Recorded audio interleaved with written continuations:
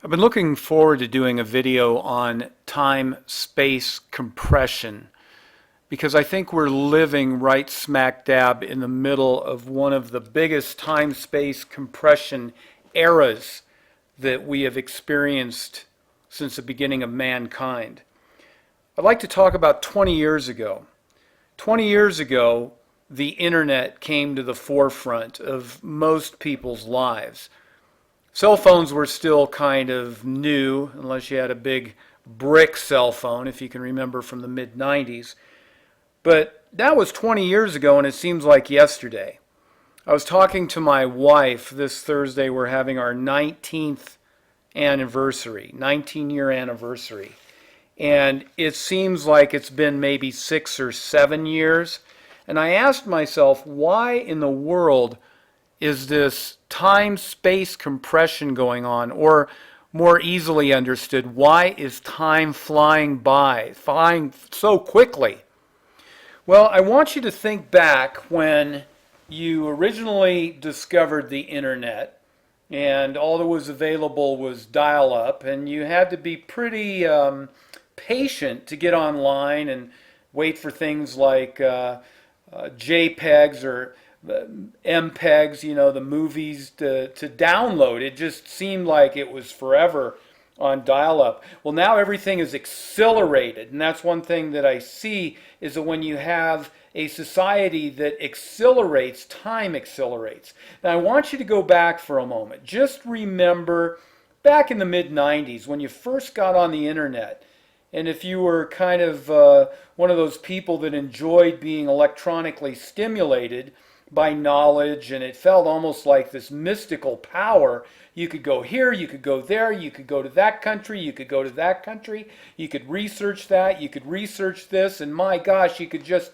do so much in so little time electronically. Now, think for a moment. Remember, it's like 6:30 at night during the week, maybe 7 o'clock. You decide to go downstairs, hop on the internet, and do some exploring.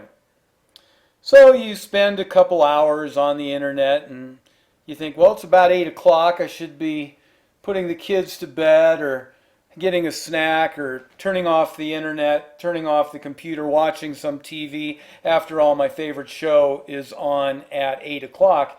And you turn off the computer, you walk upstairs, and all the lights are off. Everybody's asleep. And you look at your watch, and it says midnight. How many times did that happen to you? Where you hopped online and you lost all semblance of time and space. That's what time-space compression is, and that's what we're living in right now. You remember when you were in school, the weeks went so slow back in the 60s, 70s. Maybe you were in college, high school, junior high, grade school. But you sit there and watch that clock tick, tick, tick, tick till 3:15 when you know you could at least escape the rigors of education and go out and have some fun on your own. Time would go so slow. Or maybe it was that 9-month period between the first of the year, school year, and the end of the school year, and it seemed like 5 years, but it was only 9 months. That's the opposite of time-space compression. Maybe that's decompression. But what I'm saying is we're living in a really subreal time where electronics have accelerated not only the pace of life, but time itself. What used to be a day now goes by in an hour. What used to take a week seems like a day. What used to be a month goes by like in a couple days and years. My gosh, guys, it's 2014. We're almost in April of 2014. Seems like yesterday I was waiting for 1984 to come to watch the changes of society. Well, they didn't happen in 1984. They're happening now. The massive, massive changes. Massive changes. I have a story about the book that I found. It's called The Beast. I found it. It's a chick tract. It's a Christian tract. And I remember opening that tract. I found it in a restroom in a bar I was at in Lincoln, Nebraska. Yes, I was 17, 18 years old. It was in the winter of 1972. The drinking age was 18 in Nebraska at the time. And the Lord told me, never lose this book because you will see these events come to fruition. I will do a video on the beast. But I turned to the center of it, and it showed this big monstrosity computer and a guy like from The Wizard of Oz running it in the background. And I'll never forget what it said. And I still have that book. It's one of the few things that I've kept all these years. Through the use of supercomputers, the beast will control every movement on the planet Earth. And I remembered thinking, oh my God, yeah, right.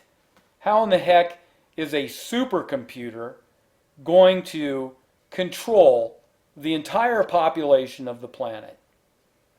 Well, fast forward to 2014, we all have these little things where 90% of us have what we call a cell phone, which either has the Apple operating system, the iPhone, or the Android operating system, which is Verizon. And people spend this enormous amount of money to be electronically stimulated. I mean, when I was 15, 16 years old, things like this, life wasn't even like this. If we were stimulated, we might look at a Playboy or Penthouse or something, but now you can just get it all on the internet. And of course, pornography is one of the top destinations of the internet. And I know there's probably a lot of people out there, a lot of people that will watch this video that can spend hours and hours and hours and suffering from time-space compression, searching for an elusive image that doesn't really exist except in the depth of your mind for enjoyment. I don't think that there's any men out there that haven't had a problem with pornography at some point in their life. But back to time-space compression, it's all caused by these electronic shackles that are invisible, that are hooked around our mind. And it's not going to get any better anytime soon. Actually, it's going to become much, much worse. These electronic shackles are going to get tighter and tighter and tighter and tighter. And time is going to go quicker and quicker and quicker and quicker. Now, of course, unless you lose your electronic stimulation, if you can imagine being in a prison somewhere or a jail somewhere or a camp somewhere or incarcerated somewhere, time drips by like honey when it's 20 below. Very, very, very slow. But now everything's going so fast, you can just go here, you can go there, you can get on the phone, you can go to YouTube, you can go to get your email, you can go to Facebook, you can do this, you can do that, you can check the price of this, you can check the price of that, back to the email, back to Facebook, back to here. And before you know it, the day's gone. Just like it was 20 years ago. It's my position that I think that all of this electronic stimulation, the internet, the cell phones, all of this instant gratification has done nothing for mankind whatsoever. It's made us impersonal towards each other, unfriendly towards each other, incapable of being what mankind was supposed to have been when he was created. You know, I don't think we had cell phones way back at the beginning of time. We have something much, much, much greater. And I think that's why we're going to live to be like a bazillion years old, because time's going to go so fast, it never ends.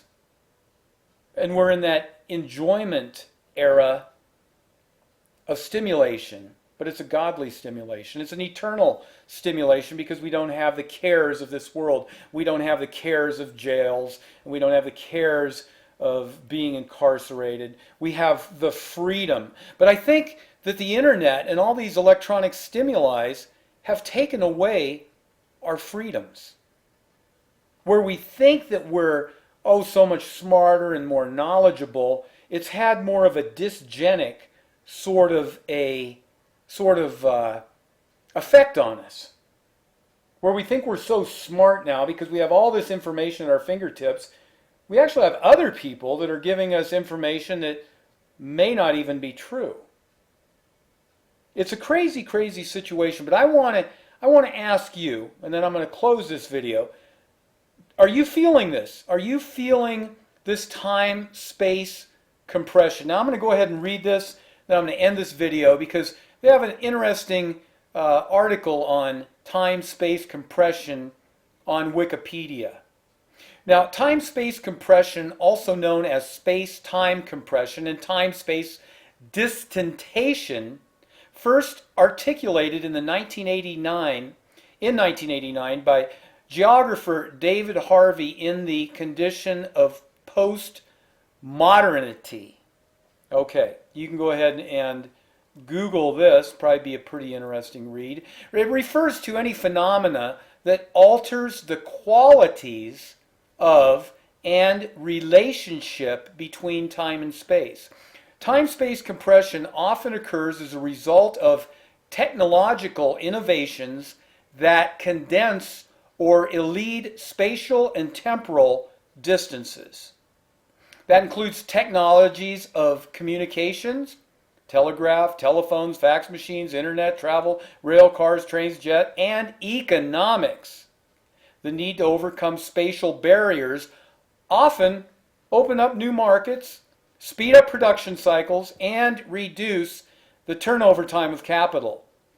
Just think of our instantaneous stock market trading that we have, where trades are made in nanoseconds and can be quite profitable if you're in that system. But if you're not in that system, you never have the opportunity to become rich off of these spatial time periods. According to theorists like Paul Virilio, time-space compression is an essential facet of contemporary life. Today we are entering a space which is speed space. This new over time is that of electronic transmission of high-tech machines, and therefore man is present in this sort of time, not via his physical presence, but via programming. That's right, we're all being programmed and reprogrammed. Well, he also uses the term dromology to describe speed space. The present moment, which some would characterize as postmodern, presents one example of a historical period of time marked by space compression. Theorists generally identify two historical periods in which time-space compression occurred.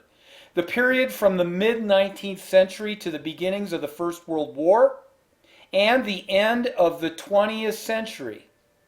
In both of these time periods, according to John May and Nigel Thrift, there occurred a radical restructuring of the nature and experience of both time and space. Both periods saw a significant acceleration in the pace of life. You can read this word, I've never heard of it, with the dissolution or collapse of traditional spatial coordinates. Well, we all learn something new every day. And now how easy is it to find the meaning of this word? All we simply do is copy and paste. And here we go. Concomitant is the condition of accompanying or coexisting. A concomitant, tell me guys, you go ahead and say it, is something that accompanies something else. So it is the well, there's my phone, guys. Anyway, I hope you've enjoyed this video. I gotta run. Tell me, have you seen, do you feel, can you sense this time-space era that we're in, this time-space compression?